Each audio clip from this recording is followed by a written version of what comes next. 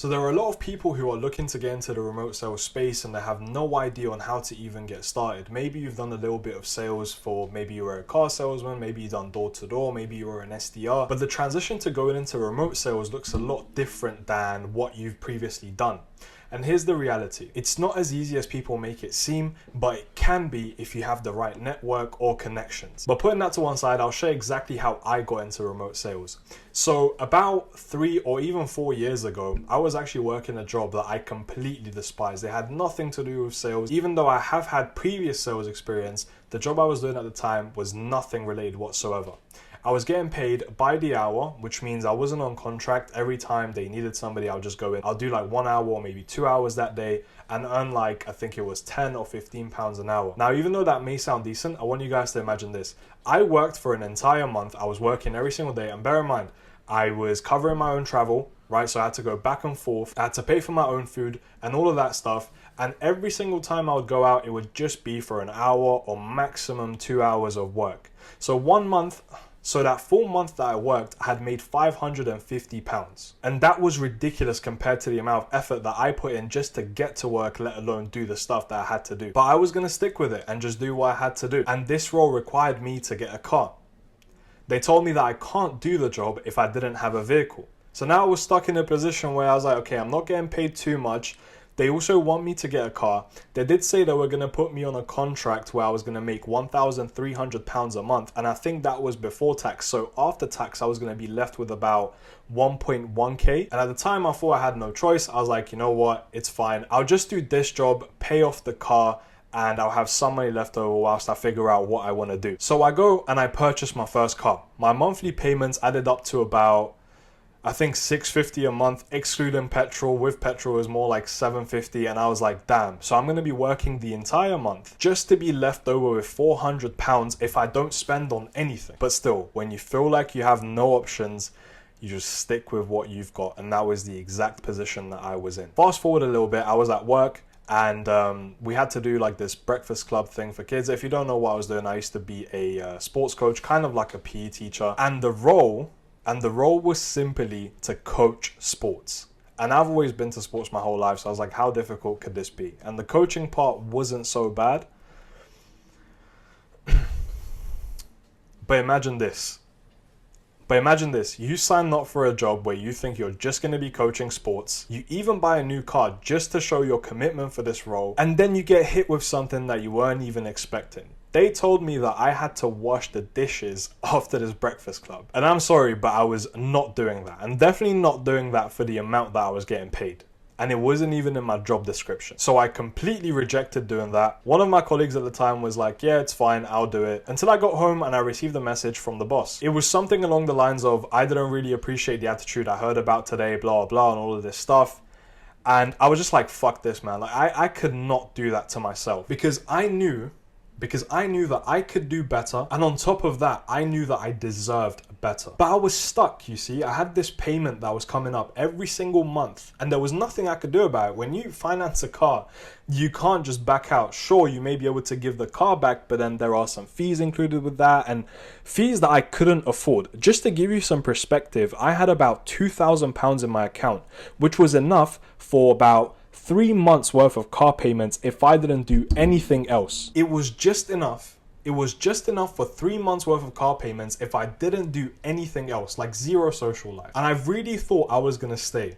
And then I ended up having a conversation with one of my friends and I was telling him about this bullshit that I'm going through.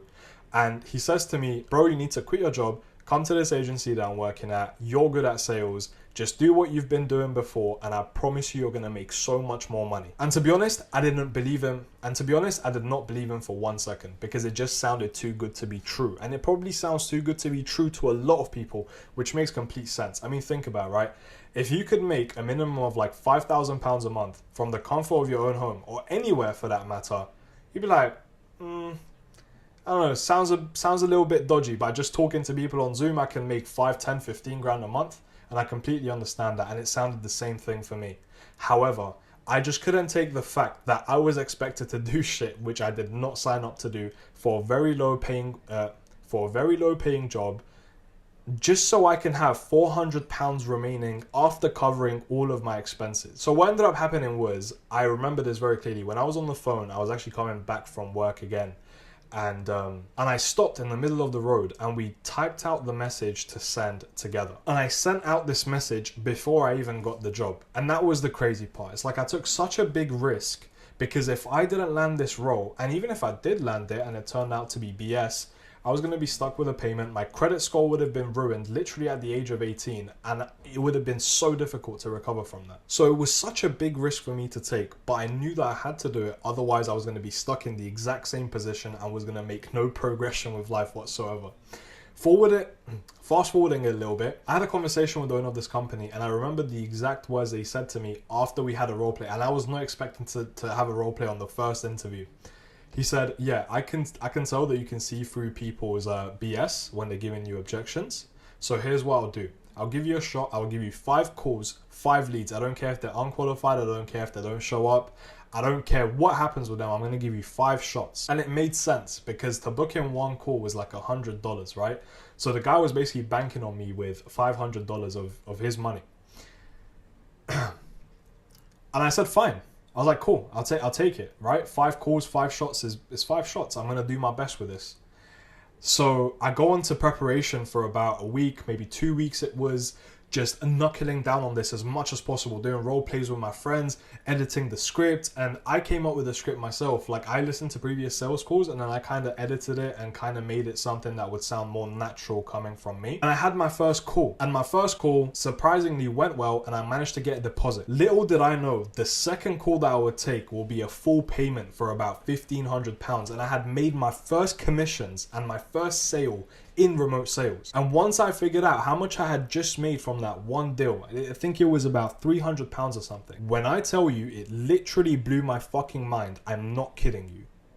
It felt surreal. It felt unreal. I was like, what the fuck just happened? The third call, I think, was a deposit, and the fourth and fifth were unqualified or something like that. But long story short, I had gotten the role and I was absolutely over the moon. I started getting calls coming in and just crushed it. My first ever month in remote sales, I think I'd done about like 35k in revenue or something, and had made £4,700 in commissions, which is about $6,000. I remember having that payment land in my account very specifically. It was in my Lloyds account. It came in. It was exactly, I'll tell you the exact figure.